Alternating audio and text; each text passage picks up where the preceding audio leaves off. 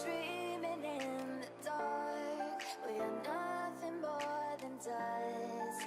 Search but you stay lost. We are reaching for the stars, but we're making this too hard. And I wonder where you are. Mysterious, that's the part you always show. 'Cause you're too curious. Maybe you should take it slow. Hey. Hello. Good morning, good evening, good afternoon, wherever you are in the world. Welcome back to another episode of Maker That Money, the podcast where we talk about turning your hobby into your jobby. I am your host, Pooch, a.k.a. Repkord, on all the social medias. With us today, the one, the only, Mr. Clayton, middle name unknown, Parker, a.k.a. Uncle Jessy for real. Welcome, my friend. Good to have you back on the pod. How are you? Full on government names listed on the pod here today. Well, the reason the joke's on the public is because you go to great ends to keep your information secret, as you well should, I'd say. Yeah, it's I've had a few odd encounters in the past. Yeah. So specifically one person showing up at my house, which was fun. So Just weird. They just like knocked on the door like, "Hey, how's it going?" yes. So that prompted a hey, I need to scrub the entire internet of my identity. So. Yeah, good luck with that, man. Scrubbing the internet is like trying to remove. I pee will from say the it is pool. really fun because on Facebook I have my full name up there, and then I'll post stuff, and people were like, "Hey, that's Uncle Jesse's. You're stealing that content from Uncle Jesse." Like I'll take a screenshot or a photo, and I'm like, "Oh yeah, he's an a-hole." Of course. But I know him. I work with him. The lifelong plight of the content creator, right? And so it's like, unless you're just like watermarking the heck out of everything you do, I don't know. I mean, I think it's a crummy thing, especially with there's just so many like sites now that are just like aggregators, like crappy little aggregators of Listen content. to this. Yeah. I had multiple. Fotis Mint reached out to me, as well as a few other people DM'd me across different social media channels. Yeah. Some company stole a clip from one of my TikToks or Instagram videos and whatnot, and is using it in one of their ads. Non 3D printing related. It's for like a nose mouth guard breather thing, but I did like a nose strip. I was running. Clearly, you're an ideal spokesperson for this. I know. And they were like, "Hey, just so you know, they're using you in their ad." And I was like, "What? Can I get some of that money, please?" Yeah, there's my guy. Yeah. I was like, "Hey, if you're not even going to pay me, can you at least send me whatever that crappy mouth guard is that's going to prevent you from snoring at night?" My wife would appreciate that, I'm sure. Right. Because like I've been to your place. You clearly you need more things floating around. I mean, there's not enough stuff just crammed in all around here, and I've got some guests coming this afternoon. A buddy's cleaned up daughter wants to see about 3D printers, so I had to clean up. And by clean up, I mean like just shuffle some stuff around. So it's move the garbage into the other corner, right? Yeah. Or and then close the door. And be like, hey, just don't look behind that door. Yeah, there's your pro tips, everybody, on how to clean house with Uncle Jesse. Mm-hmm. Well, we're already off to a fantastic start. Just like digressing, today's episode, I think it's going to be a little bit different.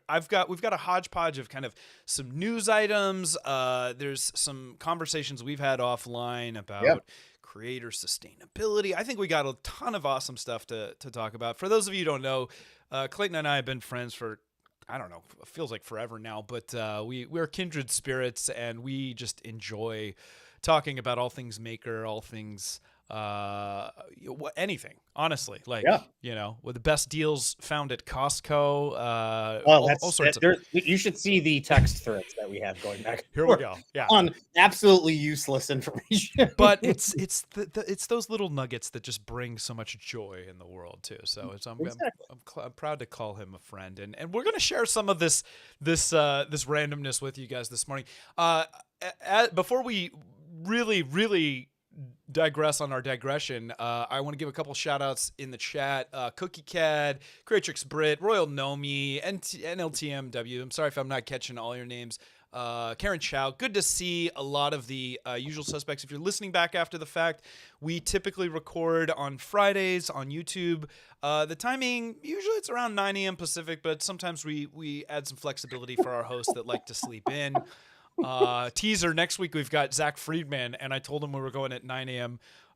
Pacific, and he laughed. He literally laughed at me. He's like, "I'm not gonna be awake." The dude is way too creative for his own time. He's like a night owl guy, and everybody, to each their own. Tell me in the chat: are you a morning person? Are you a night owl? I've been both in my life. What are you feeling, Clayton? I'm a dual wielder at this point. I prefer late evenings, but I have children that I have to tend to in the morning, so I'm usually up early, as well as I enjoy getting up early and going for runs on occasions. Yeah, baby. And let me tell you something. Having spent some time in Rochester, Clayton's got some really, really great little running trails there, which is nice when the weather is good. But you'll just get out in the snow and run. So good on you, man. That's honestly is my favorite: is rain, snow. I think I could be into it, but I'll tell you what. I think I don't know if I'm just getting old and soft. What I like to do is I'll do a little warm up in the house, so I get a little sweat going first. Because if I go cold into the cold, it just sucks my will to live. See, I'm already sweating, so anything you're just always sweating anyway. Yeah, fair. Awesome. What do you got there? You do a little smoothie? This is a I didn't even have time to put this back in the fridge. Oh, it's a cold brew. A cold brew. Okay. By the way, this is one of the deals that I texted Pooch about. 2 for 1. A two pack from Costco for $10 from Starbucks cold brew. It's a great service he provides. I swear. I just I'll be going about my day and I just get these random news alerts from Clayton on what the best deal at Costco is. If you're following me on Twitter, that's where I post all these random. I will literally post some random whatever I'm buying is usually what I'm posting about. See, because I'm always hunting for deals. I feel like that's what Twitter is designed for. It should just be this just amalgamation of just whatever, right? It still to this day is my favorite social interaction platform. Right. The feed is just absolutely garbage, but I still love interacting with everybody. Yeah. On there. So what you're saying is you like people to converse with you about what you want to talk about, just not what everybody else wants to talk. Yeah, that sounds right. Basically. Oh man, I kid. All right, listen, we got a little housekeeping. We try to. I forget sometimes, but every episode we try to do wins of the week. So I want you to think about what's something really good that happened to you this week. It could be personal life, it could be private. What's something you're working on? You're proud of yourself for? What are you feeling? What I'm feeling is I'm actually really excited about a video that I'm working on for this weekend. It's a quick video. It's like an impromptu video on that little filament joiner. Oh thing. Yeah. Is it the Sunlu? Yeah. Okay. It's these, sorry, why it's a win for me is it's not one of these big thought out planned videos. It's just like jumping in and having fun with it, which is a lot of my videos. But this one specifically, it was like, hey, it showed up. All right, let's print some cool, let's get this working. Yeah. Let's print some accessories that we need for it because it just doesn't work by itself, which I'll get into. But spoilers. But it's like just one of those fun little projects that you can just jump into. And for me as a creator, just to make something quick and fun and get it out there. So I'm just trying to turn it around as quickly as I can. It's funny to me because I think I'm speaking just based on my take, but your channel, by the way, go like and subscribe if you don't already. I'm pretty sure you have. Everybody here already does, but Uncle Jessy for real, and I think you're just Uncle Jessy on YouTube. Yeah, just Uncle Jessy on YouTube. Yeah, but one of my favorite things about your content is you genuinely are happy. You're always laughing. You're always smiling. It feels very organic. It feels very shoot from the hip, and genuine. And I love the fact that you're just kind of like sharing what it is. So when I hear you tell me how much time you spend editing stuff, It's I a mean, lot. it surprises But me. that's the flip side. That's the flip side of me shooting the way that I do, which is unscripted. I like in my head, I have a basic idea of where I want a Yeah, video to go yeah. or what I want to say, but then I'll record for like hours, and then it's me editing hours upon hours upon hours because, and my kids even make fun of me because they'll hear me editing the same set, like the same sentence 30 times in a row until I find the one that I actually like. The poor guys. I swear, that's funny. I'm surprised you're not wearing headphones or something like that. They're like, Dad, if I have to hear you say that, Oh again, no, if I'm yeah, listening to it, they also have to yeah, listen to of course, it's the Uncle Jesse way. I'll take. Tell me in the chat, guys. Tell me what your win for the week is. We'd love to hear it. I'm gonna go with. I've been on fire. I've had this one of these weeks where I've just been in true maker spirit, like working on 20 things at the same time. Dude, can we talk about your bathroom? Sure, we could talk about my bathroom. That was one of the I'm 20. so impressed by your like, you're like, all right, I'm gonna come in here and I'm gonna gut my bathroom. Full And send. and it's like, all right, here you go, and you're just ripping out stuff, and then you took out your whole like what I was also I've considered that, but I Mm, wouldn't touch the tub. mm. You're cutting it out and clearly going to be Oh, dude, redoing your everything. I'm running roughshod through that place, man. It's gonna be a whole new thing when I'm done with it. So, home improvement's been a passion of mine for like a long time, and I go hot and cold on it with other stuff. I always say what's funny about that is the homes that I've had throughout the years are only ever complete like the week before I sell them. So I never really get to enjoy a lot of the stuff I end up doing, and I'm like, I'm gonna flip the script on that. Like, I have no intention to move here. I want to make it nice and enjoy the space. And the master bathroom has just been in my craw. Like, it just bugged the heck out of me since I've had this place. It's terrible. That shower pan was just like old and gross and moldy, and all this stuff. And I don't know, many of you may live in older homes and stuff like that too. And it was just like what builder grade stuff was in the day, right? They're just like throw in this giant, and it was such a big. So for those that hadn't seen it on Twitter, it's a giant fiberglass shower insert that's too big to even get through the door. So it's like they built it into the bathroom clearly when the house was built. So that's how old it is. This house was built in probably the early, I think it was the early 80s actually, which is one of the newer houses I've owned. But this week I finally got a wild hair to get in there and do that, mostly because my kids have been at summer camp the last 2 weeks, and the truth is I'm not going to be done with it anywhere near before then, but at least I got a jump start on, because I have to use their bathroom while mine's out of order, which is a whole nother thing. I redid theirs though, like a couple years ago. So anyway, yeah, it's always been in my It's impressive mentality to just go in there and like I'll figure it out, right? And sometimes you pay a price for that because like I cut something or I cut through a pipe or whatever, and then I gotta fix it. But I'm always just enough to be dangerous, and it's like the best way to learn by doing. And this is not my first rodeo. It's not even my fifth rodeo at this point. So I'm pretty. Is it no mold or anything like that you found? I've heard that's always the big concern with bathrooms. A little bit of mold. You can't have anything that's that old and not find kind of some mold. I mean, and it's weird too because it's like the walls are sealed up, and I'm like, how the heck is water getting back in here? But the way water condenses and stuff, and especially in older homes and whatnot, found like one of the exterior walls wasn't even like insulated. It's like they forgot to put batting in like right in one spot. So you always find these interesting things. Found some old tools buried under the shower pan that whoever put it in like forgot, like a chisel and stuff. Yeah, so you get all kinds of interesting stuff. Yeah, well, it's rusted to heck and not usable, but nice little relic from another time. So anyway, yeah, tearing that out. I'm gonna tear all the tile out, tearing the vanity out. I think most of the drywall is gonna go. I'm gonna put a door to the exterior in because when I redo the deck, I want to put a hot tub in, and I want to be able to get into my bathroom from the deck. So it's like hot tub, come in, take a shower, Oh, kind of wow. thing. So That's I got some vision. I got some yeah, vision. yeah, yeah. But this is going to take a hot minute. So we'll see. Follow along on Twitter, the garbage disposal of all things in my life, whether professional or not.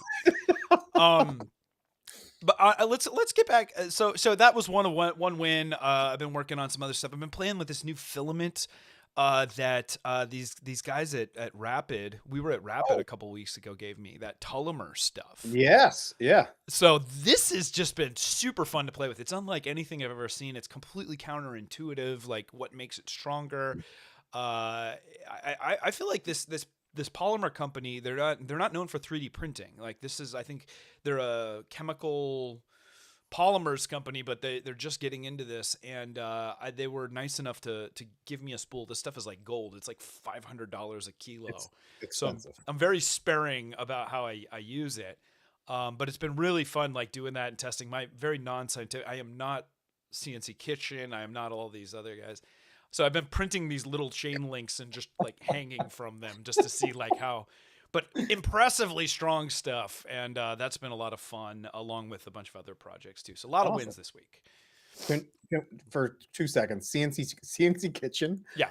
Every time I do a video, like I'll do a resin video, I've got a new resin that I'm playing with that's like ultra durable, and every time I see him doing these like really scientific tests, and he's got these devices that he's built to like stress test them and like swing them and smack them into stuff at the same speed and velocity and whatnot, and temperature gauges and all this, and I'm like, nah, I'm just gonna drop them from the same height and see how it works. I'm the same way. I'm like, I don't like, it's like a practical test, you know, like real world. I'm like, I'm gonna stand on this, I'm gonna hang from it, I'm gonna kick it as hard as I can.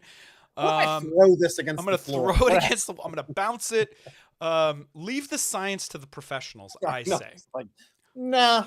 but again, I feel like that's part of what's endearing about your channel and what makes you different and all this stuff too. Like Very true. Yeah, I feel like it's only ever gone wrong when I try to do science. I could only imagine, man. I just get so much shade. You could build. I could see you building one of those devices. I started to. I got one of those hydraulic presses a long time ago to do tensile testing. And then it's like I do it, but then I don't know quite enough, or I don't do quite enough research. It ends up taking just too much time and too long, and I lose interest, right? Like I squirrel. You've already moved on to the next project. I've been like on 10 other projects, so it's like I'd rather. Not only have I moved on, but the mess that I made from that project is still sitting on the floor. Oh my gosh. Let's talk about organizers. Let's talk about mess for a second too, like because we're doing it all. My latest strategy, because when I do 10 projects at the same time, inevitably, like there's stuff all over the living room, then there's stuff on the kitchen table, I got stuff back here, I got stuff on the shelf over here, and I don't know why, but it's just like, well, I'm gonna come back to this, so I'm not gonna clean it up, and then I just find a new place to do the thing, and it's chaos, it's utter chaos. I have gotten better. The binning. Are you using bins? Because what at least I can do is like I've got my Tullimer project. So I have a bin and I print out Tullimer. I put it on there. I mess with it, and then at least I throw it back on the bin and I put it on my bin shelf. And then I can pull it back down again. And that seems to help a little. I have a storage rack that I made with those huge totes. That's helped a bit. Okay. But what I have been eyeing Facebook Marketplace recently for is a speed rack, a baker's rack. You know what those are? Yes, I do know. Those are cool. Metal racks with wheels on them, and then you put trays. Yep. Yeah, so I was thinking, all right, I could have this rack sitting in here, and then as I'm working on projects, put all the things on the pan, and then slide it into the rack, pull out another rack, and start working on whatever it is. So it's a little bit more quarantined off and organized in that rack system. I like that. I like that idea. I've looked at those too. It's just they're really expensive because they're like made for which is why I'm hitting up Facebook Marketplace and trying to find one that's not hundreds of dollars. I've seen them utilized in industrial application and stuff too, but usually they're not even marketed that way. I mean, it's the same thing, but it's like they'll use it in like at Prusa when they're doing their their PCB layouts and stuff like that. They had a bunch of those things, for doing their testing and whatnot with. But I'm sure they pay like some exorbitant amount because it's an industrial product now. Oh, I'm sure. I'm absolutely sure. Lots of opportunity there. But the interesting thing about the organization is it's probably less about like the bins and more about the strategy behind it. Like just taking a little time to plan like where it's going to go. So you might have your little wheelie rack, but where's the wheelie rack going to live, right? It's like you're moving it around all the time. I think the real problem that I run into is, and it sounds like you do, and I'm sure other makers, lots of makers that I know run into this, is we, just like you said before, we've got squirrel mentality where I'm not even halfway through one project and I see something and I start on another project, or I see someone post something on Facebook, a Facebook group. I'm like, oh man, that's really cool. I want to go print that and work on that, and then set that aside and then move on to another thing. What is that? Is it something inherent about, because not all makers are this way, but I do feel like there is a large correlation, or like that Venn diagram of like, if you're a maker and if you have the squirrel ADHD mentality, like that's a heavy overlap. It definitely plays into the ADHD mindset, I think. I think I told you this. I haven't shared it publicly yet, but after I don't know how many after decades of life, I'm finally actually being professionally evaluated. Congratulations for ADHD. Well, but I'm very resistant to the idea. I don't like that we like to label everything. I don't like we hypermedicate everything. There's a big part of me that's like, on the gamut, I feel like I'm very high functioning, but I'm far from optimal. No, you're not high functioning. And it's been a couple of fellow makers like that are out there that have said like, you really should get like just go talk to somebody about it. So that's what I'm trying to be open-minded about it. I don't know if I need it. I don't think I want to medicate, because like the thought of me on amphetamines is just terrifying to me, because I'm like, I don't know. There's no, I mean, one, you're taking a big step and doing that, which is, I think, pretty cool. Two, there's nothing that says you have to. Like, that's true. You could try a medication and see how it goes, and if you don't like it at all, then you don't do it again, and you're right back to where you were before. But it's it's always potentially worth checking out and seeing how it goes. I mean, I think the thing with this, and with a lot of psychological conditions that are diagnosed, is because it's such a gamut. I think that there's ways for a lot of people to be, it's a spectrum like anything else, probably. And I don't know. I feel like the older you get, like the more, for me at least, the more I want to, your energy levels go down. And so you realize your time and your energy are precious. And so it's like, I want to be optimal. But I don't know, without knowing what the costs are, what side effects are, all that stuff. So I think it's worth having the conversation. I'm still on the skeptical side of things. I mean, I don't doubt that clearly I can get hypermanic and squirrel and all that stuff too. Yeah. But I know a lot of people have it a lot worse. So we'll see. I don't know. It'll be an interesting here it goes thing. Yeah. I'm interested in it as well. So I mean, if anything, it's better than the Sour Patch Kids diet mindset that I'm on, where it's yeah, sure. Or caffeinating, heavily caffeinating. I mean, it's all stuff we've done. I mean, I do the same thing. We've how many times have we talked about, like, hey, I'm off coffee, for a couple I was off coffee for a long time. I was off coffee for a while, and then I'm like, oh, never. That's why I'm like, there's no way. I'm doing a big jug of coffee here. Yeah. Well, whatever. You know what? If it's my sister's logic is like, look, we live in a time that we should celebrate the fact that we like have these tools to help us. Potentially. I think my biggest concern is like knowing that I have some tendency toward addictive behavior. Like, I don't want to have something even more intense than coffee potentially to be like, I'm just gonna pop another tab of that to like get through the day for whatever this meeting or whatever, it's like, I don't need that temptation. Cookie Cat's saying there's non-stimulant versions and stuff, and there's other non-drug. I mean, I know there's cognitive I think it's just helping you make you a little bit more goal-oriented, sighted. Yeah. Better at speaking. Better at speaking. That's me. That's what I needed. I think my speaking would be Words a be lot better. better if I didn't start like 10 other thoughts on top of what I was speaking about at the same time. And in my I'm head, pretty it all sure makes you and sense. I think you and I like have partial brain share as well. Like it's Mm. just it seems like we're in the exact same mindset here. Yeah. This is why we're kindred spirits. We got a lot of stuff in the chat about a lot of people have ADHD as their superpower. Procrastination is superpower. Shiny things brain. Yep. I mean, I know this is all very relatable. Interesting stuff. Um. All right. Well, that was interesting. Let's shift for a moment. Here's what I'd like to do. I want to be respectful of your time because I know you're a busy guy. We're already halfway through our 60 here, but there's two things I'd like to talk about with you. One is a conversation I found very fascinating that we've been having for weeks and weeks and months and Yep. forever now, and that's creator sustainability. So, as a creator, and we joke about like, oh, what's your 5-year plan? Are you still going to be doing this when you're 50, 60, 70, that kind of thing. And it's one of these things that we're only now starting to experience since YouTube is reaching a point where people are like retiring from it and aging, into it differently and stuff like that. So I think there's some really fascinating stuff to discuss there. And then there's a couple of news items in Maker 3D printing land that we've been really excited to chat about that I want to make sure we have a little bit of time to talk about as well. Yeah. So knowing that, and again, I you just keep an eye on your personal time. You tell me Oh what no, we got to we're do. fine, man. We're fine. Ready to Okay, who rock and knows? roll. We're caffeinated and we're going to go for 3 hours. He says, so we'll see. I love it. Yeah.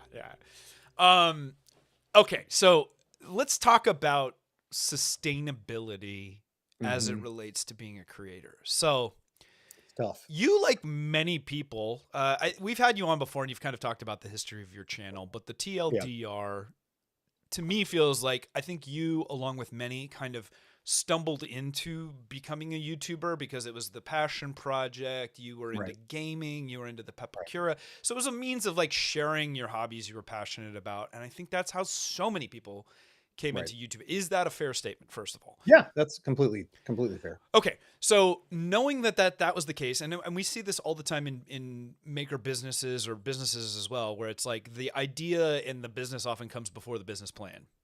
Mm-hmm. And so over time it evolves and we start thinking about like, hey, maybe we got something here. And it was years and years before you even started doing this full time, right? It was kind of a Oh yeah, side very. hustle. So when Yeah, did yeah. when did you go again full time? I would say sorry. I wouldn't even say it was a side hustle for a while. It was just like a Yeah. passion project of just making and sharing and hey, this is cool. This is fun making and sharing stuff. And then seeing, oh, I can actually, make some side money on the side here, or oh, cool, I can do reviews for companies here, which can then lead to potentially doing sponsorships and other things, or those. Yeah, it's but I went full time with this. I think about 3 years ago now.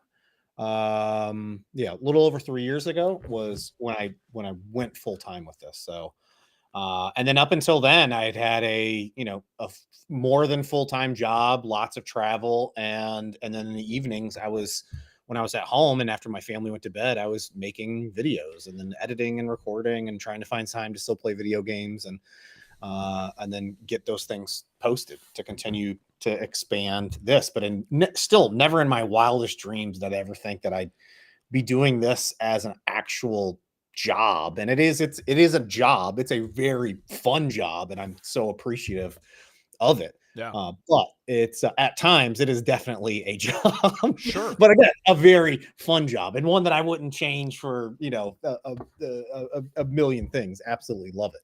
Yeah. So a very common story for a lot of Yeah. your contemporaries, a lot of my friends and acquaintances that are Yeah. also creators and whatnot. And it's only more recently that we're coming into generations now that you ask our kids and stuff what they want to be when they grow up, and so many will say they want to be a YouTuber, a TikToker, an influencer, Right. something like that. And so the idea of profession has kind of like molded around what was originally just meant to be a platform for sharing stuff. So This is really fascinating to me, and I don't know if you saw. I think really recently, Jonathan Levi over at the Next Layer did a video on his frustrations around like open source projects Hmm. being almost like his contention almost felt like it was like abusive, like how many people like were not allowing these people who would love to be full time Right. um, do this. I don't particularly agree with that perspective of it because I think there's any number of reasons people choose to do what they do, and a lot of people don't necessarily want it to be their job. But uh, it's interesting to me that so often this path for people evolves around something that was first a passion, and then now Yeah. they're like, well, this would be great if I can actually make some money from it. Right. Um, not everybody succeeds with it. Not everybody No. has the it factor or X factor or whatever you want to call it to do that well, or it takes a lot longer for some to develop that. Hmm. Can you speak for a moment to what do you think it is about your personality and your style that has hooked in a way that maybe some people don't uh, Um. don't have, or things they need to work on to be better at that? Well, I can't, like what you were mentioning just a few seconds ago. Part of it for me, I'm just again relating to my experience and what Mhm. I've gone through. I was early in on the specifically the 3D printing niche and making videos and content around 3D printing.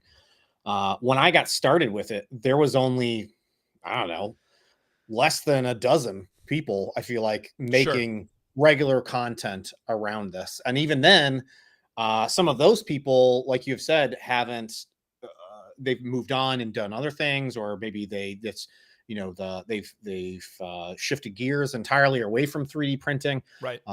But it's not just a timing thing. Like I do think that takes a big part of it, but there are so many other newer creators that are just popping off Yeah. and exploding. Yeah. And Jonathan's a great example of this, where he's relatively new Yep. to the scene and has just, his videos continually get better and better, and the content that he's got planned in them, and the editing, the light, it's all the things that I notice about making Yeah. videos. Yeah. Yeah. I'm like, man, I was like, oh, he's got his lighting, like his color Production grade value. really Yeah. good. Yeah. Yeah. Yeah. His thumbnails, oh my gosh, I've even joked with him. I was on his podcast. I was like, man, your thumbnails have gotten so good over the past year or so. They've just, the production quality has gone Sure. really high. But that's not even, like, that just depends on the type of content that you're trying to create. That's not necessarily a thing that you have to focus on, Right. because depending on your style and what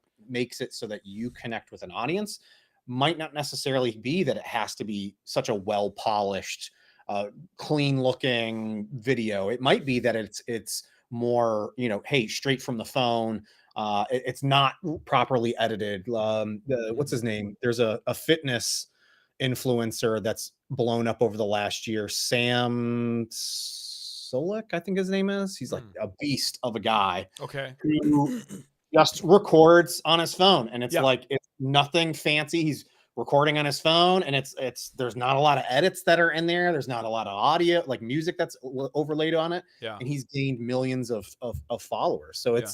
it's how somehow you've got to find a way to connect with your audience, with your personality, with your delivery of how you're Mhm. talking, or how you're talking to the audience, Yeah. and relaying whatever it is, the message that you're trying to relay out to them. So it's finding that, and it might not even happen immediately, because for Oh me, yeah. going back and watching my early videos, as my youngest son would say, is cringe. It's Y- it's I don't know how to talk in front of a camera I for mean, the he first probably still thinks you're 5 cringe, to be years. fair. I mean, Well, I hear myself when I'm editing, and they're making fun of me, so it's my son uh, my son told me the other day, he's like, because I wear like the low cut ankle socks because I run a oh lot, yeah, he's like, oh my yeah. gosh, those are so cringe. And I'm like, what are you talking about, man?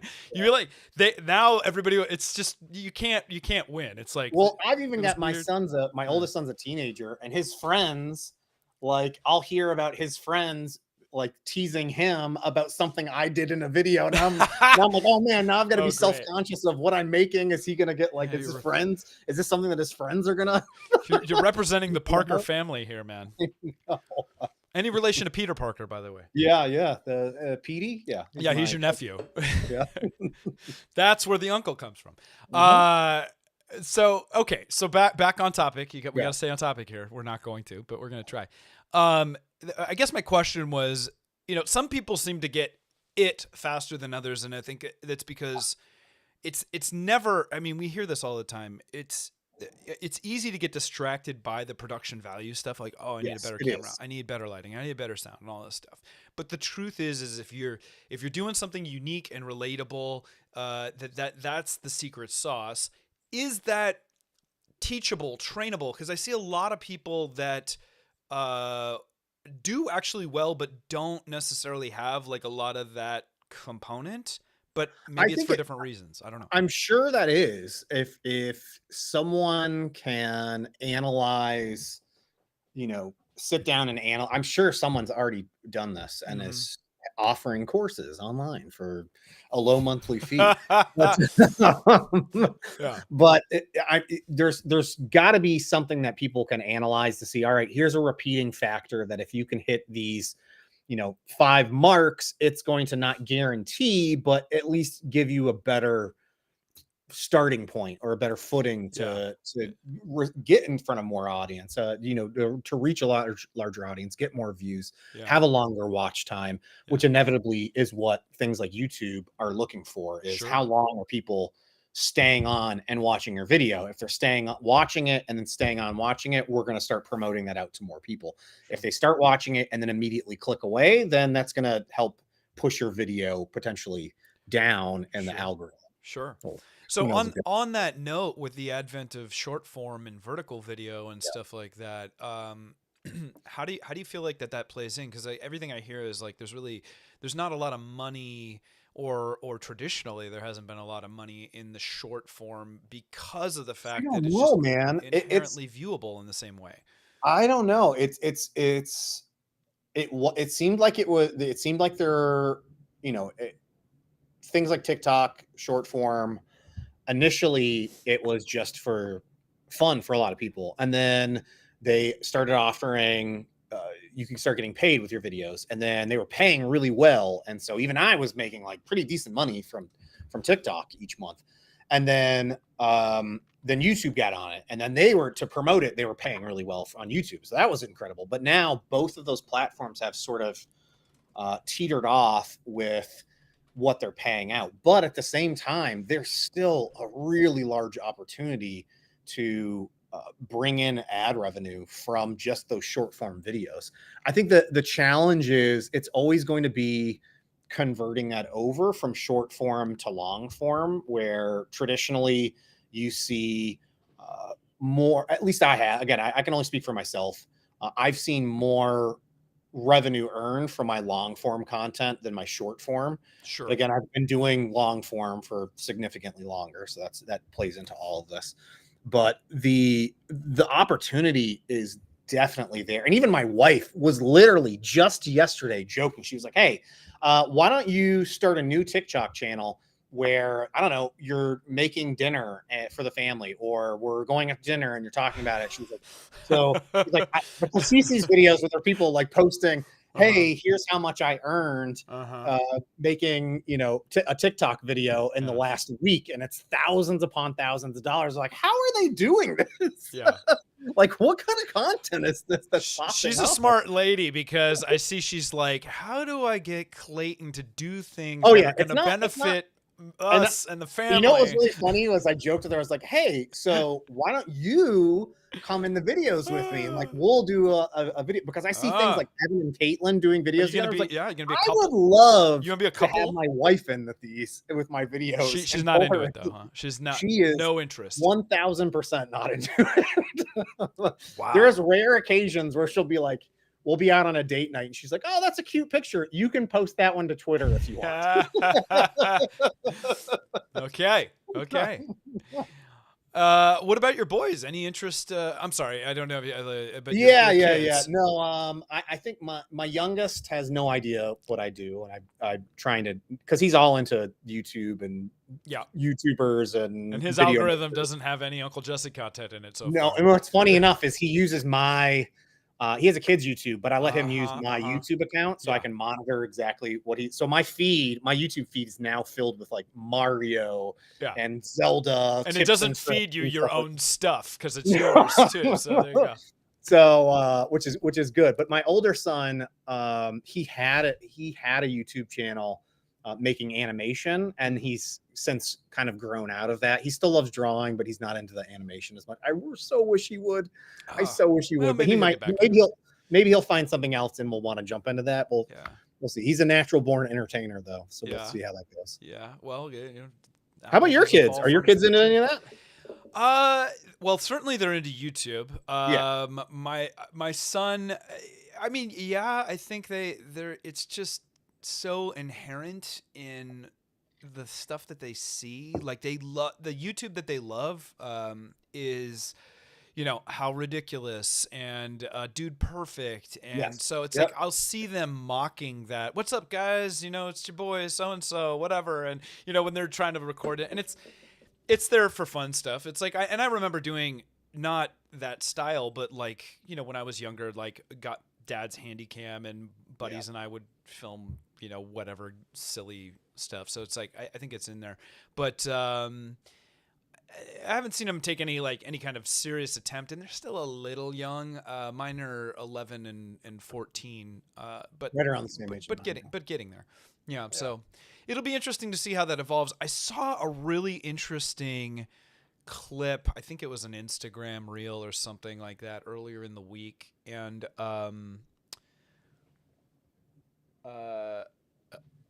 that's interesting.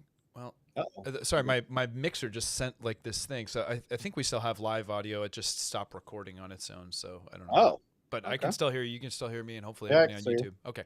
Anyway, Instagram reel, and it was this. Thanks for that, I did Apple. that. Did it automatically do that? Or did Yeah, somebody I else think that's a thumbs up? feature in the.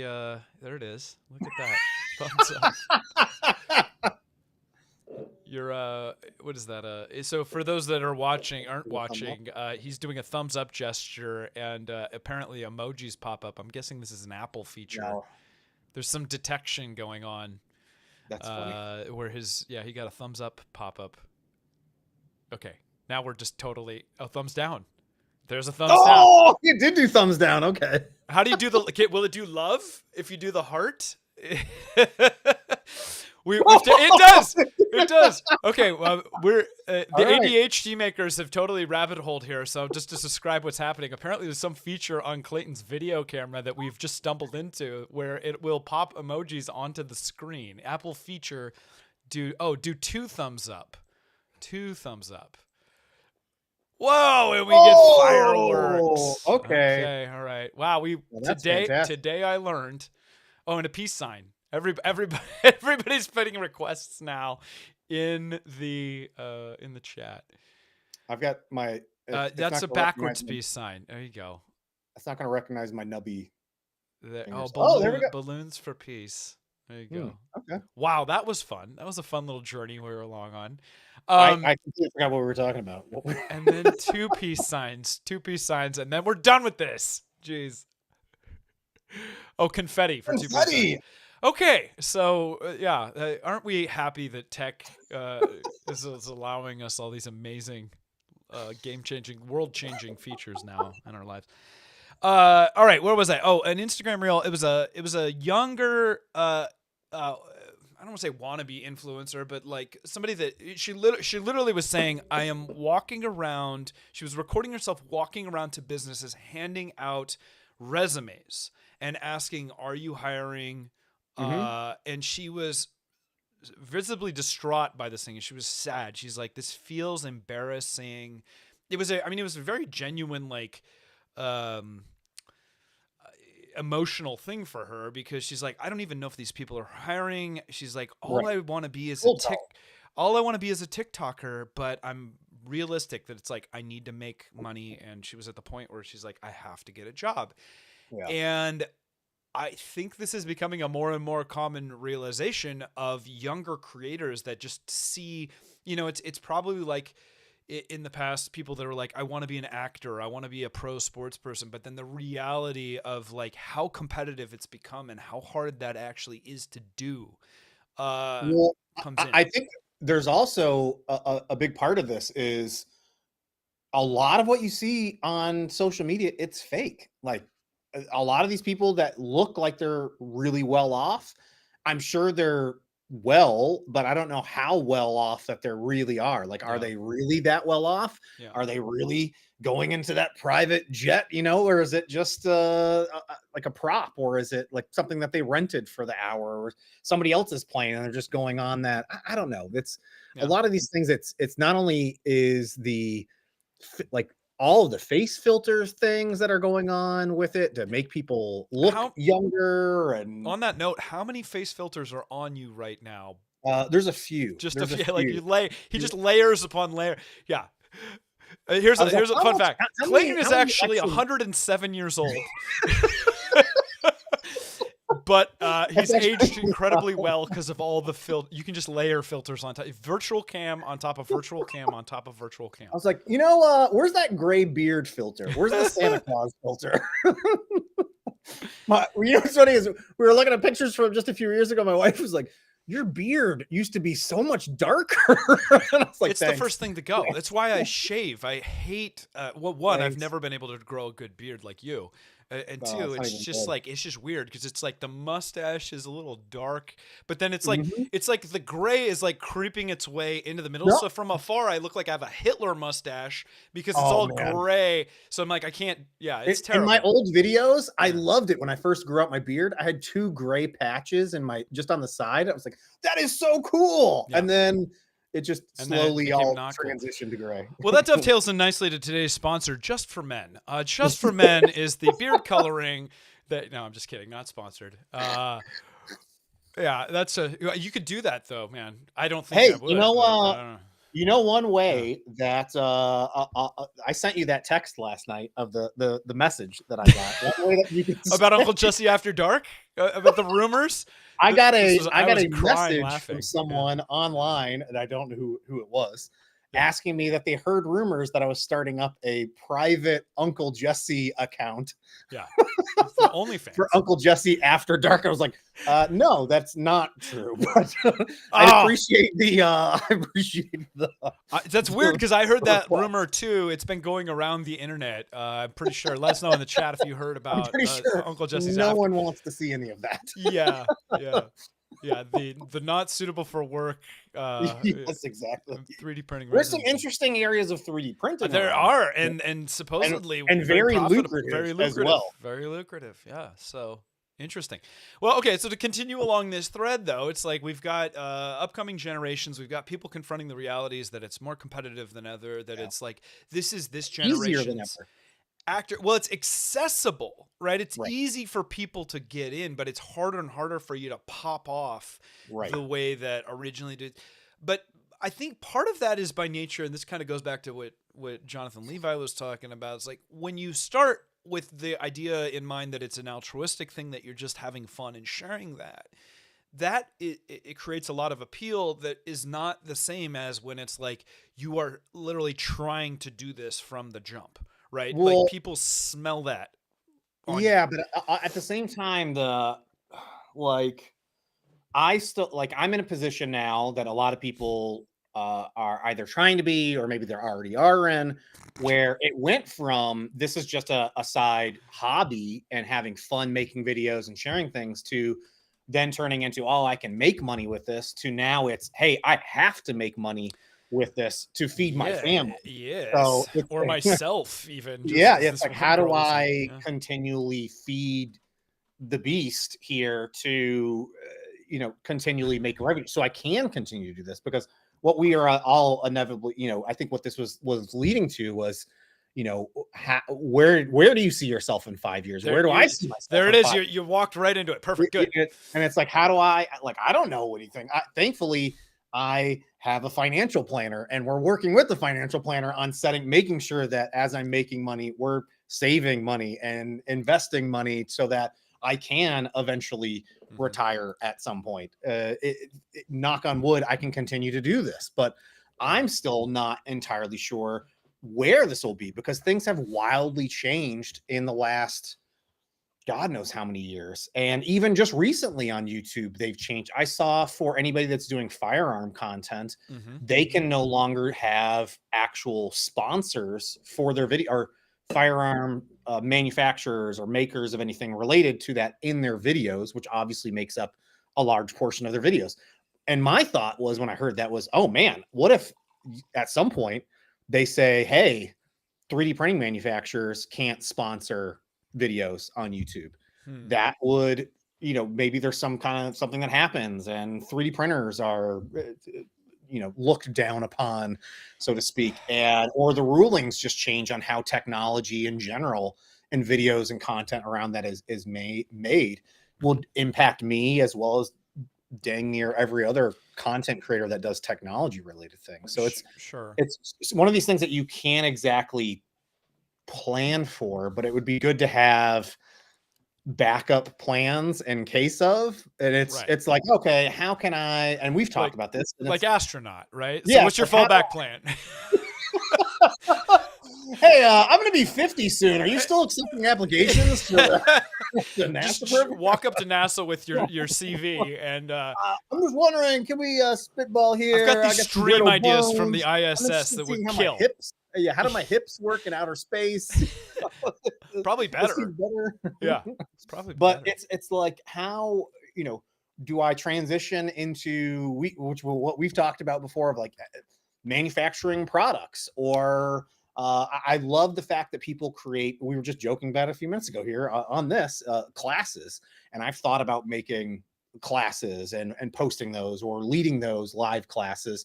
And there's lots of people that have had success with building, their a whole side project around just that, so that they can have an extra revenue coming in case their videos aren't doing well, or this path slightly changes, then they've got something else that they can fall back on. Sure. So it definitely is something that's always in the back of my mind. Am I necessarily well prepared for this?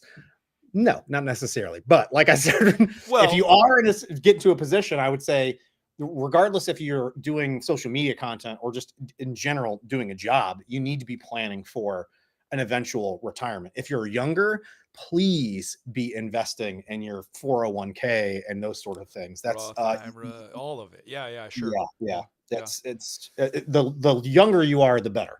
Yeah. I'm wishing I did a little bit more when I was younger. I mean, I think we can all say that. What's interesting, one of the best things my dad ever did for me is, like, I'm not kidding, when I was 14, he like took me down to Schwab, which is like where they banked and stuff like that. And he's like, we're opening an IRA account for you now, and we're going to max out the contribution. And thankfully to this day, it is something that has just been programmed, and I haven't touched it and all this stuff. Great.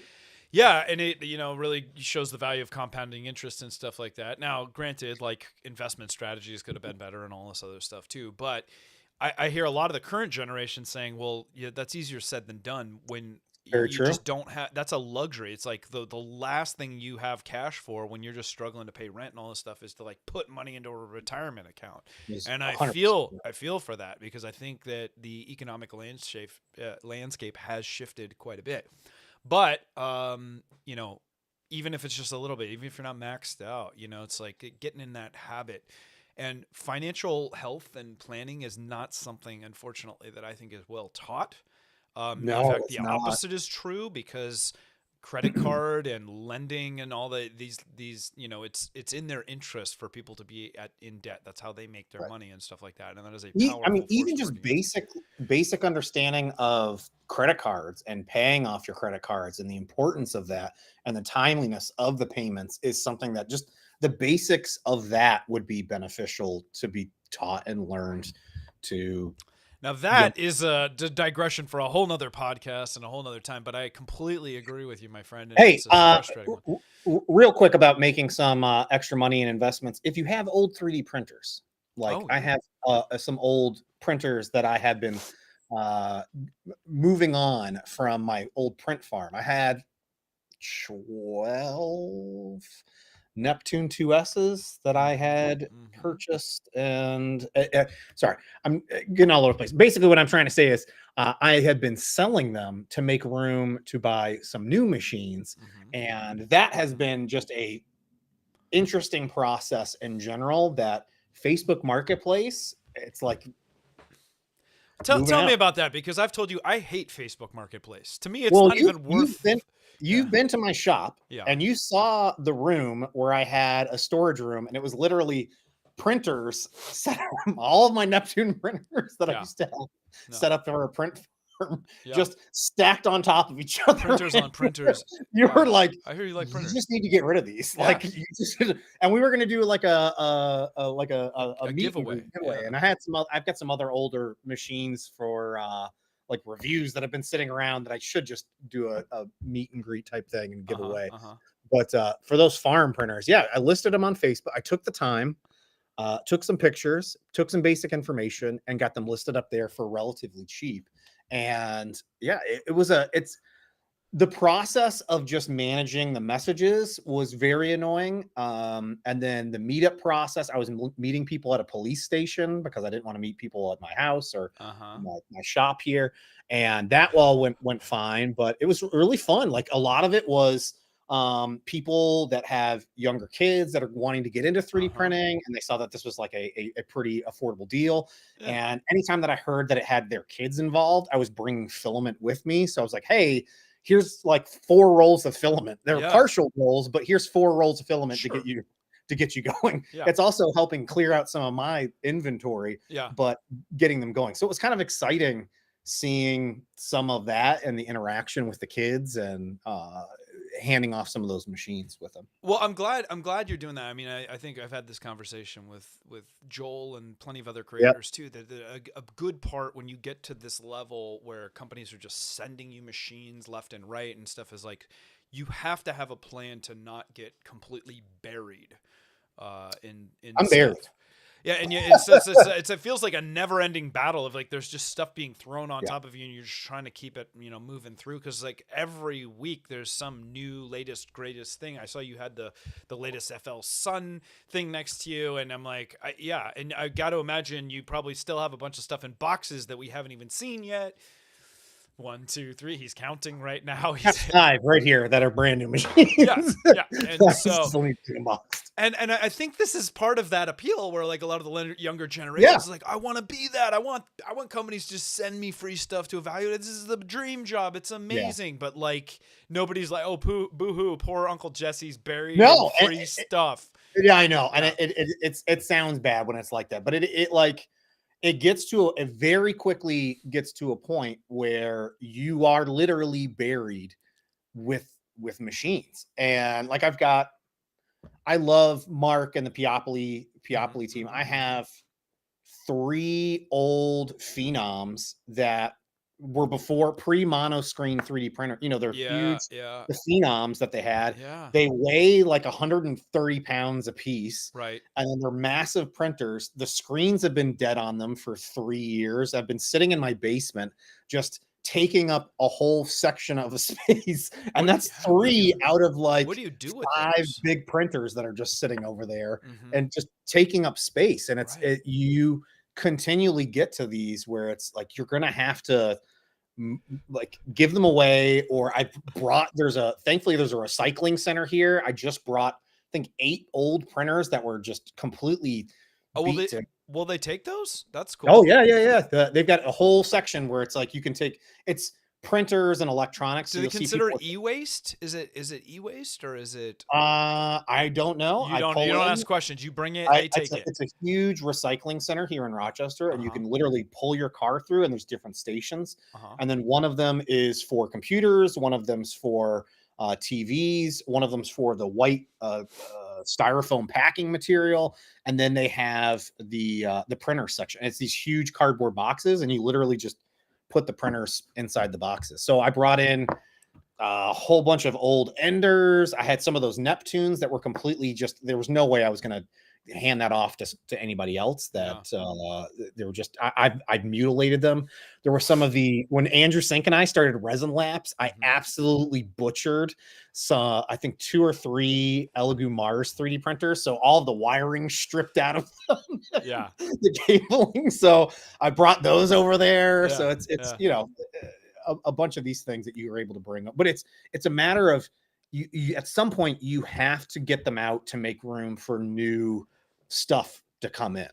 That's bottom line of what I'm trying to get to. And if you can, offload some of those, make a few bucks along the way. It's why not? And honestly, I think the sooner you can be honest with yourself about your usage and how much you want them and what you're likely to do, the more money you're going to be able to like recoup from them as well. I can't tell you how many things have just like died and become worthless and then become a burden.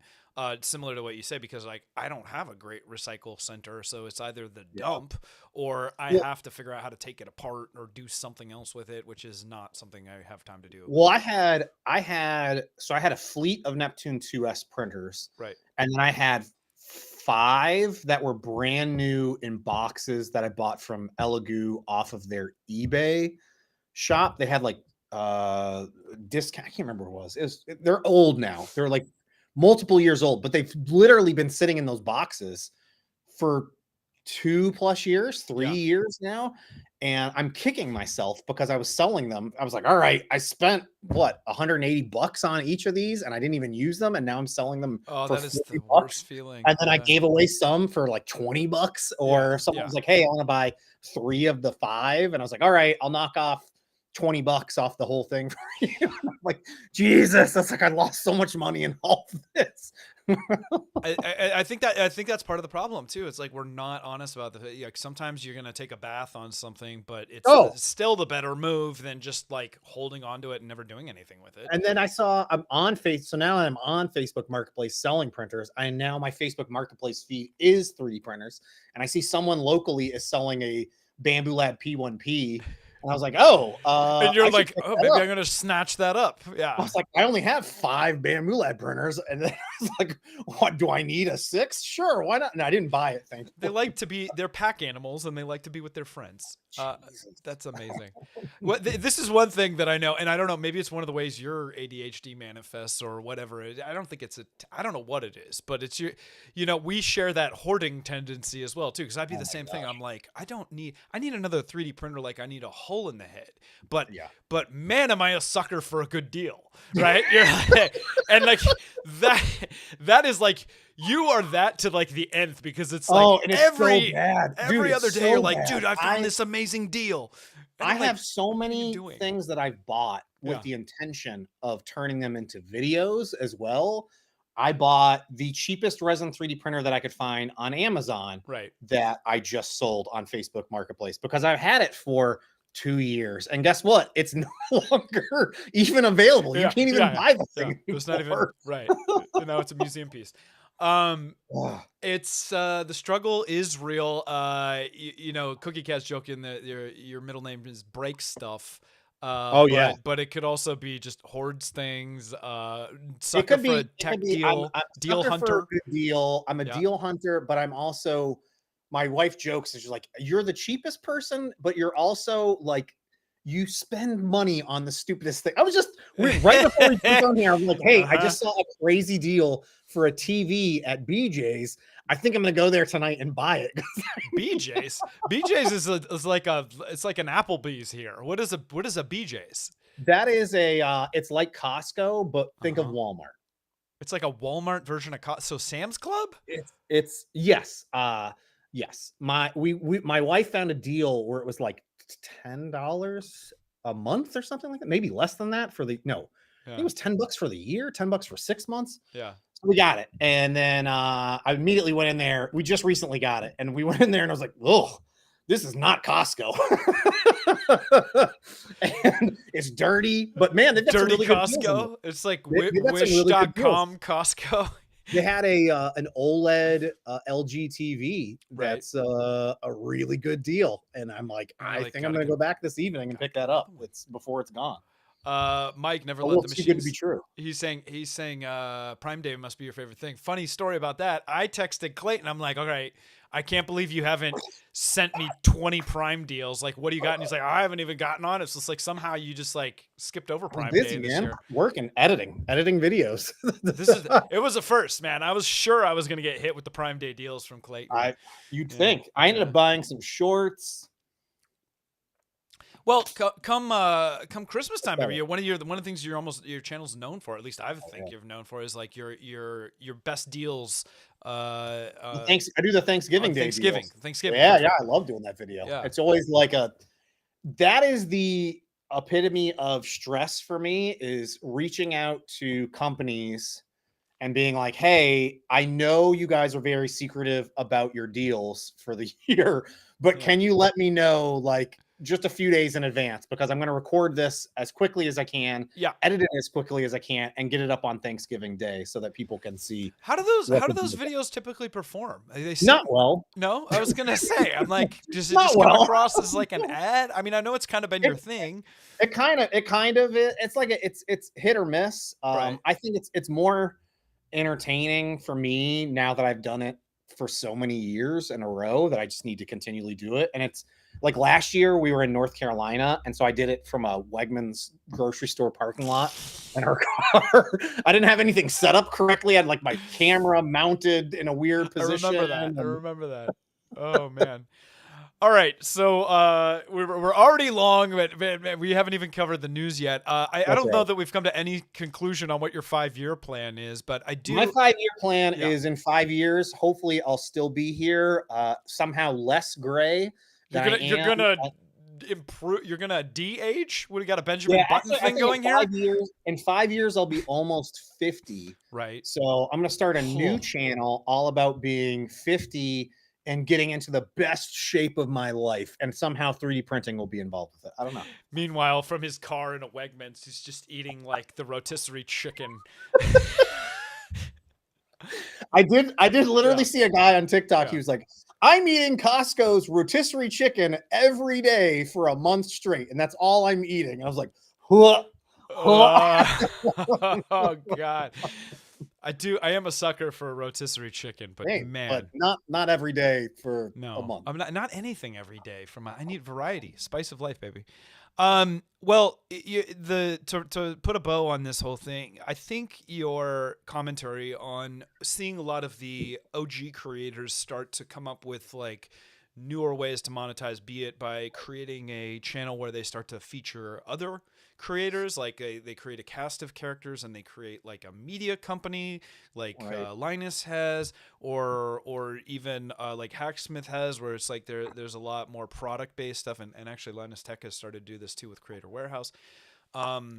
Product. So the massive advantage that you have as an established creator is you have an audience. You have people that you can reach. Okay, I'm doing this now. You have reach, right? And so there is always value in building an audience around something. Let me tell you about my latest venture, which is those t-shirts. I have sold so many t-shirts, and by so many, I mean 2 t-shirts. Well, we're gonna make it 3 because we're gonna do a giveaway here at the end. If anybody's I told my wife, I was like, guess what? I launched a t-shirt thing with this latest video, and I was like, you'll never guess how many I've sold. But here's the problem, Clayton. I'm telling you, crop tops aren't selling anymore. You're not even. I've sold 2 t-shirts. Yeah. I've sold 2 t-shirts, a profit of $5. I was like, we're eating well tonight. This is the thing I keep telling you. You are the one person like has not learned the term. The juice is not worth the squeeze sometimes. But man, will you step over dollars to pick up pennies sometimes? But I get it. I mean, it's like it's branding. It's all this stuff. The fact that you're on Facebook Marketplace when it's like. You'd be better off selling printers for $20 on Facebook Marketplace. It's just wasting almost as much money on gas to get there. But it's the principle. You're gonna die, and that's what the principle. No, I'm just telling you on the merch side, just consider adding something more than the sleeveless crop tops with the open gown back. I mean, but that's what I wear around the house most of the time. So that sounds vile.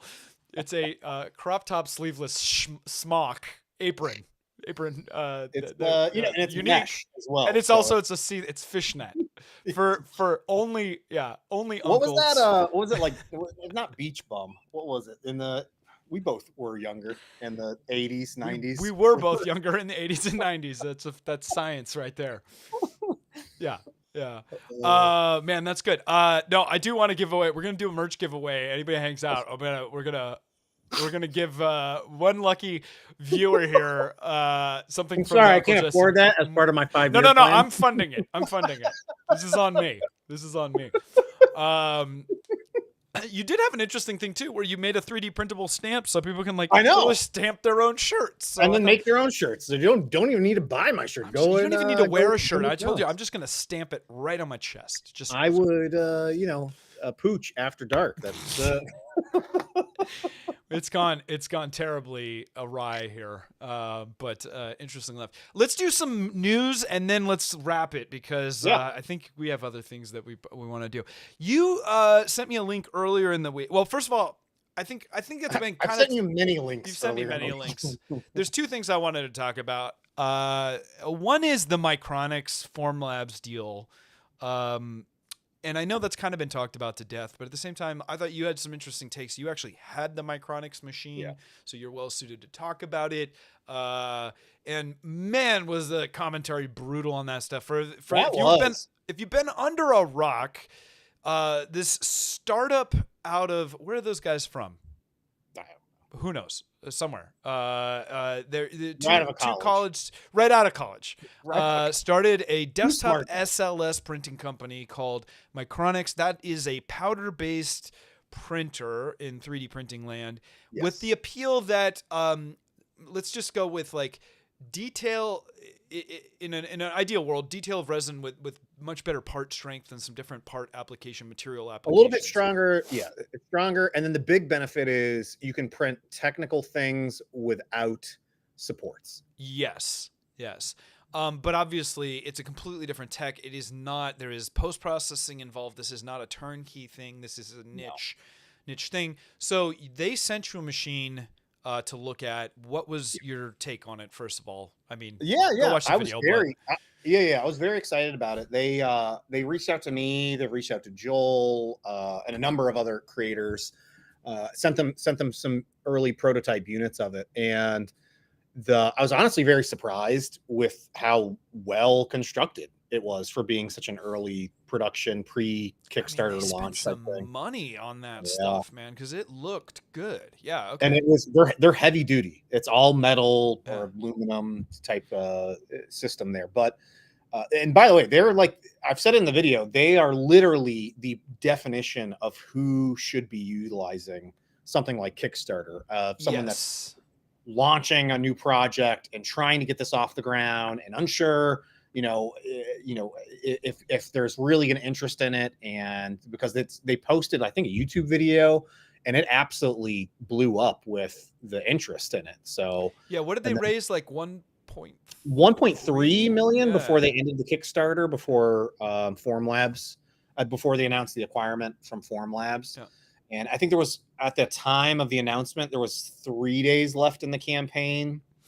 I had been texting with them because I received the machine a month and a half ago, but they had already told me that a number of other people were working on their video and asked if I wouldn't mind posting mine towards the end of the campaign to help drum up some attention at the end. And I said, that's completely fine because I'm behind schedule on other stuff. And we were going to be at Rapid and I had a family vacation. So it worked out well. But in the middle of me trying to make the video, I couldn't get the printer to work. I got one set of prints to work, and then it basically baked it into a patty, and I couldn't get the prints free. Normally, you're supposed to be able to sort of shake it in a shaker, and the excess powder comes off. Joel showed that with some of his prints, and you can't really see the detail unless you have a media blaster, which is like a sand blasting kit or whatever is all involved with that. So I picked up one of those from Harbor Freight and got to blasting at those prints. But man, it was a fun process, let me tell you. You have to be wearing a mask, and I think I still don't have the machine working since that first print, and I haven't heard back from them. But I think the big thing for me was, yes, it stinks that this happened. I think, in all honesty, it might be one of the better options. As much as it pains people to see that Formlabs acquired them, and inevitably, if they're going to release another machine like this, that's cheaper than their Fuse One, that it's still going to be really expensive compared to what this was. But I'm still not 100% sure that they would have actually been able to deliver on this machine. Obviously, they were going to need to make some improvements to it, but have it be delivered in their time frame. Would it have been a year and a half, 2 years later before they're actually delivered? What was the quality going to be? They're going to have to ramp up internal employees. The whole production side of that is going to be pretty crazy for this machine. And 1.3 honestly wasn't, for a brand new product that like this, as much as involved with it, I'm not sure that was even enough to cover some of their bases that they were going to need for this to really be successful and achievable. Yeah. So if for some reason you missed the rest of that news, I mean, Uncle Jesse kind of alluded to it here, but fast forward about a month ago, right around Open Sauce, Formlabs met with the Micronics guys, and then they ended up doing an acquisition deal, and the internet did what the internet did, and a lot of commentary was not kind. I think there were a lot of people that felt like, you know, they were backing out on their promise and all this stuff. And I, as a business person, I got to tell you, man, like, I think all is fair. Like, it's not like they're keeping, I mean, think about how many Kickstarters have died and then everybody lost their money. Like, that's exactly what I was calling out. It's like, there are even ones that are active now that are active as in, you know, they finished maybe a year plus ago and still haven't delivered, and there really hasn't been many updates on them. And it's, I have a number of hot takes on this whole thing, but Andrew Rogers has a comment: would desktop SLS ever truly be affordable to the hobbyist market? Okay, maybe. Sorry, let me jump in here. And now that I've used this, I was so excited to get my hands on this. Yeah. As soon as I started actually working with it and realizing what all was involved with it, I was going, this is not for me. Like it was sort of like one of those things where it's like, oh, this looks so cool. I could, you know, in theory, I can come up with lots of use cases for different prints and, I don't know, some functional, cool cosplay things. But when it actually came down to working with the powder and the mess that it makes and having to wear a mask, and is this mask enough? Like, I have ventilation in my studio here, but I'm nervous about working with this powder and it getting into your lungs and getting onto your clothing and whatnot. And is it safe for me to then wear this clothing back home to be around my kids? I'm still not 100% sure. And then their media blaster is now leaking. It's like, it's not perfect. I had to go back through and I have to put silicone in some of the corners. So who is it for then? That's the thing. Cause like, for me, it feels like it's more for someone that's trying to run a business and producing parts as part of that business. I don't see this being a hobbyist machine with how expensive it is for just the machine. And then more importantly, how expensive the actual material is to work with. They were selling theirs as part of their Kickstarter, I think for $220 for like that big jug. But I would imagine it's going to be more than that after the Kickstarter. And you know, depending on what material you're buying, it's going to be more expensive. And you're continually having to put, after you run a print, the next time you want to run a print, you need to put 30% new powder mixed in with the old powder. So you're continually sort of mixing in and recycling some of what's in there. And it seems like a very expensive way to run prints. And I'm not sure from a hobbyist side how well off it would really be versus printing something in like carbon fiber on an FDM 3D printer in an enclosure. And this is just something I keep saying, like, just because you can doesn't mean you should. And just because you can make the machine cheaper, like, part of the reason that the industrial machines that do this are so much more expensive is like they're designed to be supported and like have to go through proper safety protocols and all this stuff. The other thing is, you only were running a couple tests. Imagine if you were running that all day, every day, and multiples of those. I guarantee you, like, I do a ton of laser cutting, and the amount of dust and particulate that gets around the shop as a result of doing that day in and day out is substantial. So that the health, like, I don't think we even know, like how bad that could potentially be. So I think And I'm with you. sure. I'm still not sure on the whole post processing aspect of it, because my prints that I had that I ended up bringing to the Media Blaster and then spending, but mine was more of a cake, so I understand why I had to eat at it more for a longer period of time. But even then, the quality of the prints afterwards, it very much reminded me of my early days in resin 3D printing, where it was like, oh man, this is definitely better than FDM prints, but it wasn't as detailed as I was hoping it would be. So I'm trying to figure out like what kind of exact use cases. It's like, all right, well, this would be cool for miniatures, but not so much because you're not going to have details, and it's kind of textured, so it'd be kind of hard to paint.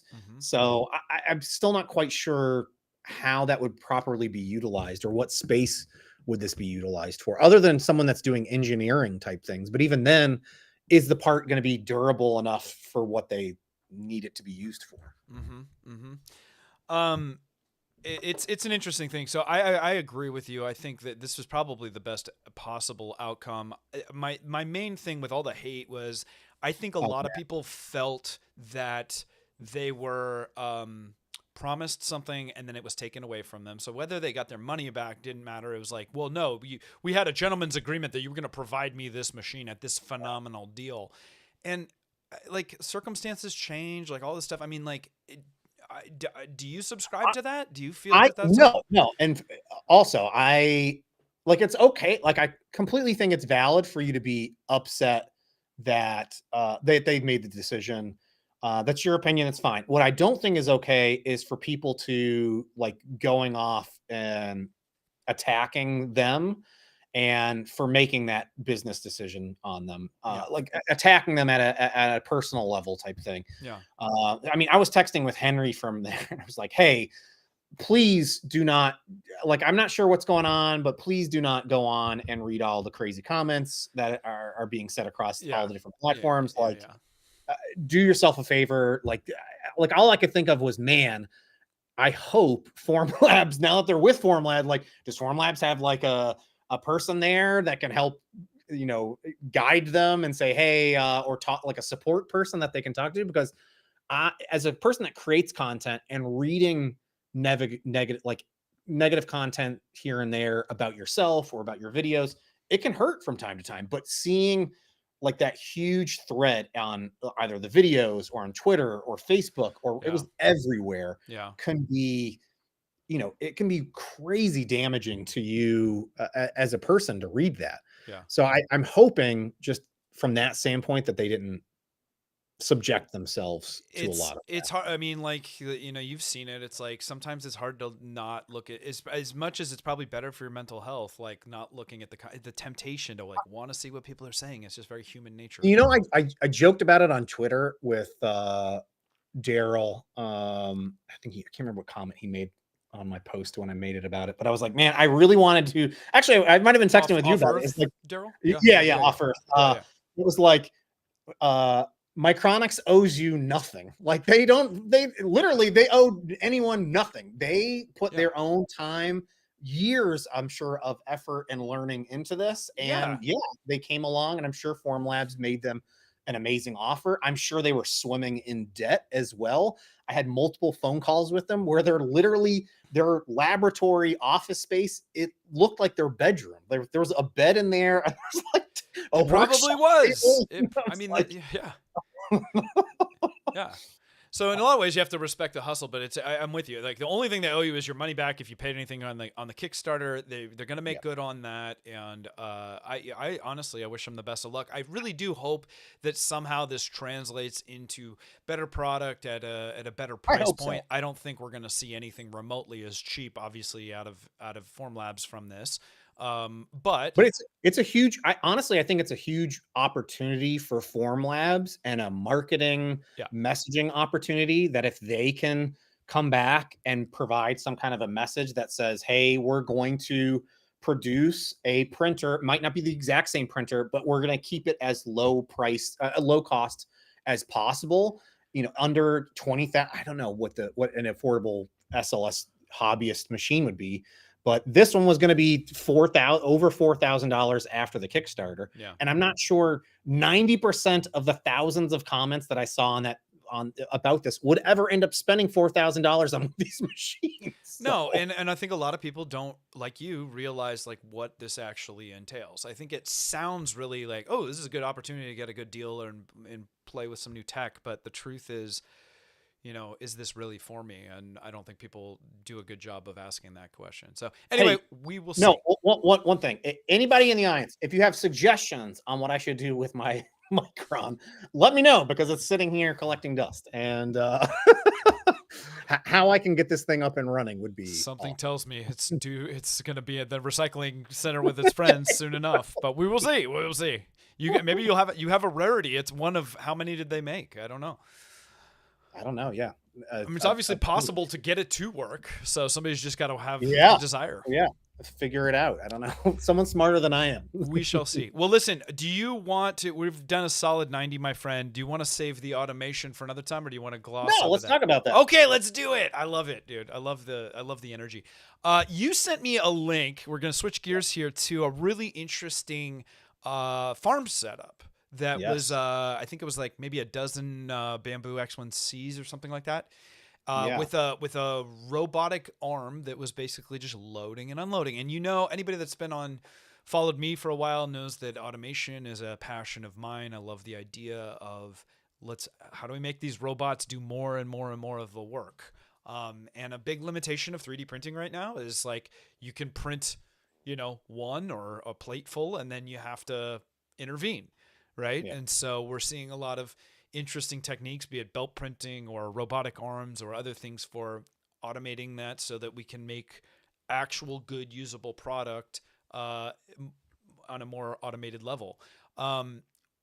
First of all, I will throw a link. I'll throw the link that you sent me into the chat for anybody that wants to check it out themselves. There was some Reddit, and it was also on Facebook user group. It's really cool. It's neat to see.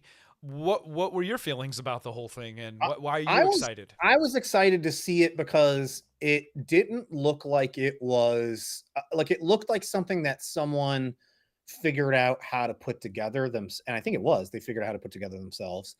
And I would assume, they had, I think, 10 printers there in like a rack. Mm-hmm. And this arm was moving along the rack. I don't know how it recognized when a print job was done. It looked like it was opening the door and taking out a plate and then putting in a new plate, maybe. Mm-hmm. I'm trying to remember what the video was exactly.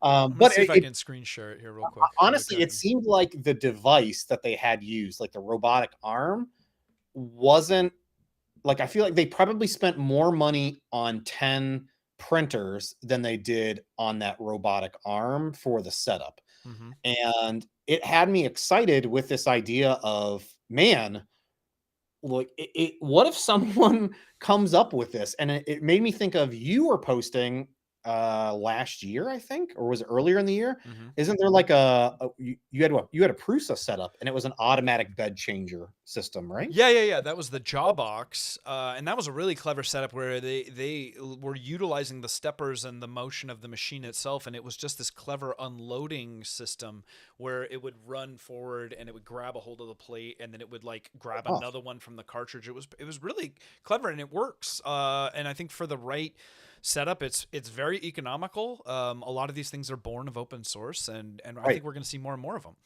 It makes me excited as someone that I don't print and sell nearly as much as I used to. Mm-hmm. But when I had a bigger farm up and running, there you go. It was like that to me is such a cool dream-like setup where I don't even have to be here, and I could continuously be running print jobs and then them offloading those as they're going. Mm-hmm. Mm-hmm. I was just trying to do this on the fly here, which is always dangerous because you never know. I've got too many windows open here, but here it is. I think that should work. And then if we just kind of nudge this over to here, are you guys seeing my screen on the? I think so. I think it's kind of jankily laid over top here. But, by the way, that's 20. They have 20 printers set up. Is there. That 20? Yeah, we got 5x4. That's math, baby. To me, it seems like this is something that's becoming more achievable. And this is another area of, it seems like another area of innovation that someone could be investing in. Like the person that set this up, I don't see why they couldn't be trying to create something that's obviously this is a more expensive solution. Look at this. Look at it go. I mean, this is obviously sped up too. And I would argue probably, well, for something like this, I think it makes a lot of sense. But I've seen really heavy-handed approaches. I've seen really elegant, simple approaches, and they all have their trade-offs, I guess. Yeah. It just seems like it would be for anybody that's running an actual print farm business like that. Like I've seen, I've been on here before and talked about it. There's people that have 3D printing, and they're printing hundreds of thousands of cookie cutters every year. And that's, think of how small a cookie cutter is and how often you must be changing out your prints. Yeah. That's such a time consuming process. And you literally are stuck in there changing this stuff out as prints are finished, or else the machine's just idly sitting there and not generating money for you. So having something like this is obviously going to cost you money, but in the long run might be extremely beneficial for someone to have a solution like this in place. Well, and in the world of business too, the cost is relative, right? And so when you can capitalize this over the course of a period of time, and depending on what your output is, I mean, if you're serious about running part production and have the demand to do it, this is arguably cheap to a lot of people too. So it just depends on what your what your circumstances might be. But really, and look at this. Yeah. Hey, look at this. You know what? I just realized what they're also utilizing is the whole speed rack system that we were just talking about. Yeah. I didn't realize that. Is that based on the speed? I mean, it looks like they've just taken some extrusion. It looks like it looks like it's something smaller to hold, obviously, to hold the print beds. I mean, this is it's not but bring it back. This is the beauty of extrusion and why we see it utilized. So it's so cheap and ubiquitous and easy to. Extrusion is like the erector set of engineers these days. It's like used for everything, as we've seen in 3D printing land. But interesting stuff. I think what's interesting about this style of automation, I mean, Prusa has done similar with their farm system. Is it? It's delaying the intervention, right? So it's like it can keep the printer going, and then somebody eventually will have to unload racks and stuff like that. But you can see how this lends itself to like a real industrial fabrication thing, where it just like throw it on a conveyor belt or do things. It might prevent you from. It might help offset from hiring someone to having something like that up in play. Or for me, not printing and selling as much is because of that. It's like, man, all right, so I'm at home. All right, the print finished. I got to come back here. I got to unload the print. I got to start a new job and then come back. It was a lot of back and forth of me managing. Or it was, again, the printer was just sitting idle, and now I've got printers just idly sitting here. You realize that intervention time adds up. But I'll tell you, as somebody has done, and I've done basic automation where I just let the printer just knock stuff off of the base into a bin, or the belt printing and stuff. Awesome. Yeah, and for certain prints, like that works perfectly fine. You don't need all this extra stuff. It can literally keep going as long as you can keep the G code looping for it. You realize really quickly that you're well over capacity, even with just a few machines going 24/7 doing that. Like I didn't have nearly enough demand to keep it going. Like if I wanted to scale apart like that, so. I think a lot of these systems can be designed, and a lot of these industrial automation companies that do stuff like this are designing it to whatever the part that's being made. So we, coming from 3D printing land, are so accustomed to like, I just want the thing that's going to work for anything. This type of thing does lend itself to like, hey, if it fits on a tray and the robot arm can take it off, like it does theoretically work for any part you can throw at it. It's interesting. I think we're just going to see more and more of this stuff. I don't know if you noticed it. Rapid, we saw machines that took a further step where it could color sort, it could part sort, where it was using vision systems. That's very cool. And it was scanning to validate that the print actually turned out the way that it was expected. So we're just going to get more and more. And I think those are the things that are really going to start to move industry forward as a business application. So, this is really heavy handed for somebody that's just printing parts for Etsy, but for somebody that's looking to supplant paying for molds and whatnot. No, but it could be cool to see how, like, again, we're talking about the desktop SLS, how they were trying to make that more accessible. Yeah. If there's a way to make that system more accessible. But now you got me thinking, I have that belt printer, and I'm telling you, man, nobody's like, it's underrated. And even like, I wish I had more time. It's one of the bajillion things that is just like on my list. I'm like, no. There's a lot of opportunity here. One of my favorite things that you sent me, you made me think of it, was you had that belt printer and you literally had a bin full of prints that had been turning out. It happens so fast, even with just one, machine. It happens faster than you know. It's like you go and you forget that it was running. You come back a day later and your bin's full, and you're, oh my gosh, this thing is just spitting parts. And for little brackets and stuff, it's totally fine. So I don't know.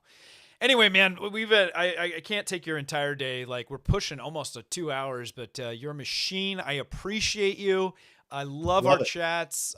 It's, if nothing else, just fun to have these. I got to get you up here again. I can't wait. I think our next opportunity is going to be for Earth, or formerly known as Earth now, Printopia. So I might be I don't think you're going to be at that, but maybe I'll extend the trip and shoot north for a bit, and we'll have some fun. Yeah. So, Vicky's still in the chat, giving a woohoo, one of the organizers for Printopia. Woohoo! And hope to see you soon, Vicky. That's coming up in September, I believe. So before we know it. End of September. All right. It's time to take us out. A giveaway. I'm doing a random eeny, meeny, miny, mo. And I pick... I'm picking Tech Jeeper for the giveaway. We're not doing the spin, the wheel of names and stuff like that. I'm not going to spend the time to do it. I don't even know who Tech Jeeper is, but you are going to be the proud new owner of some piece of, if you want to go on Clayton's merch. Let's see. Give me the link for the shop, and I'll throw it up here so people can check out all the amazing options. So you can earn another $7. Not even $7. It's like, man, t-shirts apparently are very expensive. Maybe if we have met Tech Jeeper, I apologize. I might just not know you by your avatar. But you win the drawing today. You like you like my drawing style? I'm like, I'm just gonna pick somebody I see right here. Shop. I have it, and it's on. What's the link? The way to you. Okay. Of course, it's like Here it nice is. long jumbled. What did you do? Email it? I thought you were gonna drop No, it. I sent it in this thing. I sent it in your little. Oh, I've never even. Oh yeah, look at that. You put it in the messaging here. Copy link. Oh, there it is. Wait, I'm told. I think the rock and roll does work. Oh, does it really? I think so. Or maybe it was double. Maybe do both. You try all your stuff. Okay, it does. Whoa, dude, lasers! All right, does that link work, guys? No. We're so old. No, it's... Oh, wait. FB9... What is this? You sent me, like, a spam link. I didn't send you a spam link, man. That's the link to the shop. I don't have, like, I think you've been hacked. Cool link that... Hold on. I got to pay for that, I think. And I just copy-pasted. I copy-pasted the wrong thing. Ignore that first link, guys. Here it is. There it is. My store FB989. Dude, this thing reads like spam. Spam link. That's probably why. This is why nobody's buying anything. No, this isn't legit. Let's get you a proper domain name set up on there. So anyway, we got some housekeeping to do with Clayton. We'll figure that out for him. But my friend, Uncle Jessy, go follow him. Go like, subscribe, interact with him. Tell him to throw another filter or two on his things, just to keep the fountain of youth going. And thank you as always for having us. If you guys stuck with us this long, thank you so much. You guys are my people. I hope you have a wonderful Friday, a fantastic weekend ahead of you, and we will catch you on the next one with Zach Friedman of Voidstar Labs next week. Until then, everybody, double, give me the lasers again. There. Oh my gosh. Amazing. We'll see you guys. Have a good one. All right. Bye.